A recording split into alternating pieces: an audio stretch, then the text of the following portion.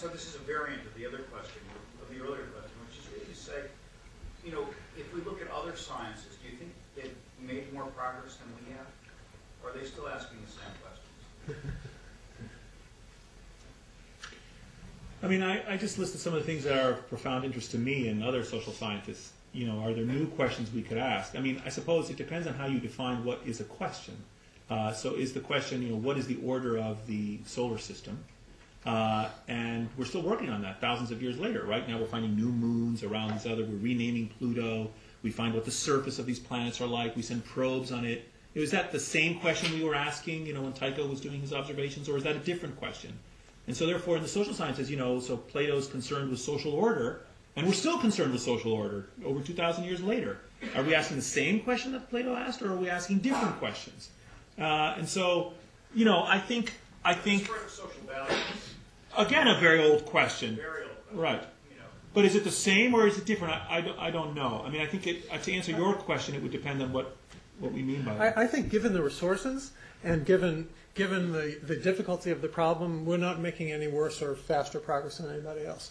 I mean, imagine astronomy, where imagine astronomy in a universe in which every time you looked at a planet, it pulled up its atmosphere. You know, so you couldn't look at it, right? Or atoms, when you looked at I don't know, bacteria under the microscope, they took offense, right? I mean, you can imagine these things. So you know, or I mean, Heisenberg's uncertainty principle is a very nice thing, but it's just not even close to the kinds of things we have to deal with. I mean, as you know better than anybody. So we could do better, but we're going to need a lot more help than physics and chemistry.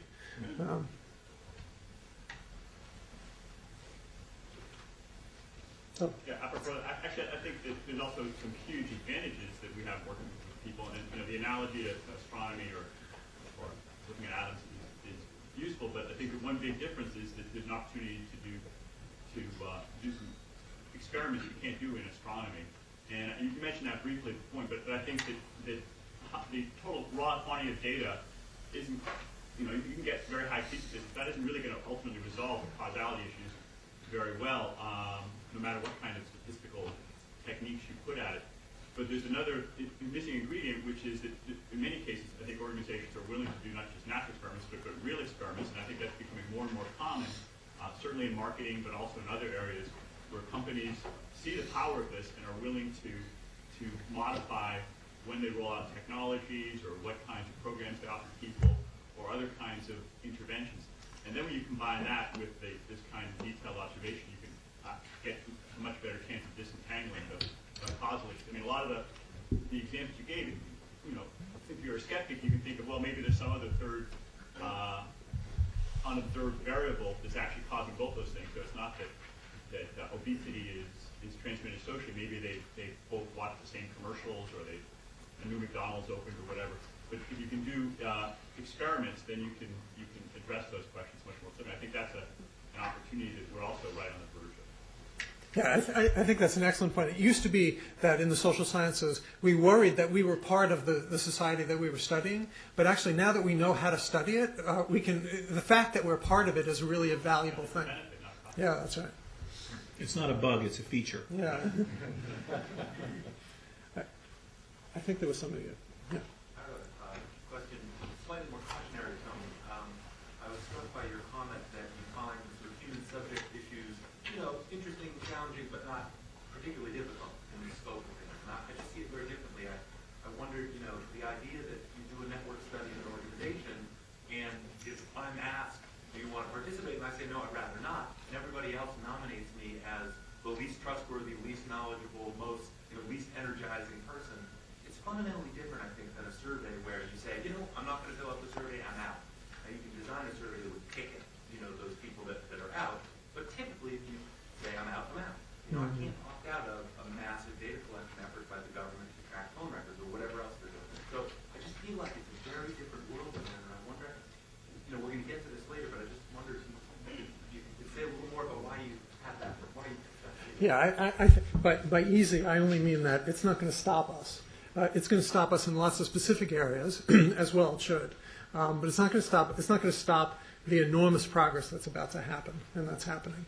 And I don't mean it's easy, and I think whole fields will pop up that do nothing but figure out privacy. I mean, there already exist fields about how to, how to cripple data or not distribute some information but distribute others, and IRBs are rising up to protect us, and so this is not a minor matter. I mean, I think there'll be people who do nothing their entire career but try to figure it out. But it should not stop us. It should not stop us. I mean, often people completely outside our field, when they ask what we do, and if I give a little talk like this, that's the first word out of their mouths is privacy, and it's like, well, you can't do that. You can't look at. Well, yeah, actually, you know what they do in every other area. We could do it too, and there's proper ways of doing that. We can figure out what those are.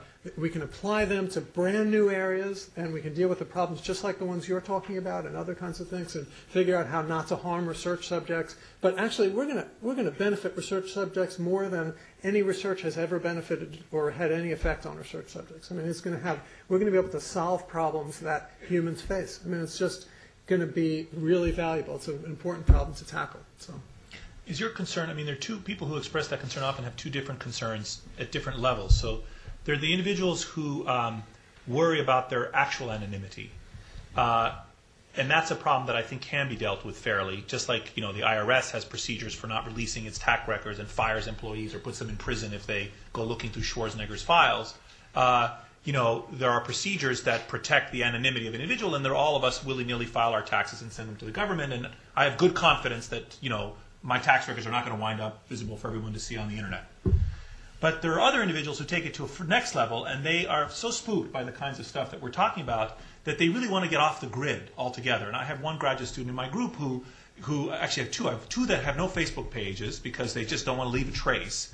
And one has no Facebook page and actually has no electronic, doesn't use credit cards. He's a freak. I love him to pieces, but he's weird this way. And and so that's a whole other level of this guy worrying that he gets phones from those disposable phones you buy because he doesn't want Laszlo or Gary to know what is. But Laszlo and Gary don't really care, right? I mean, they just look at millions of records. I mean, I'm not drilling down to see. And this comes up in our work. We have the healthcare records of all 32 million elderly Americans.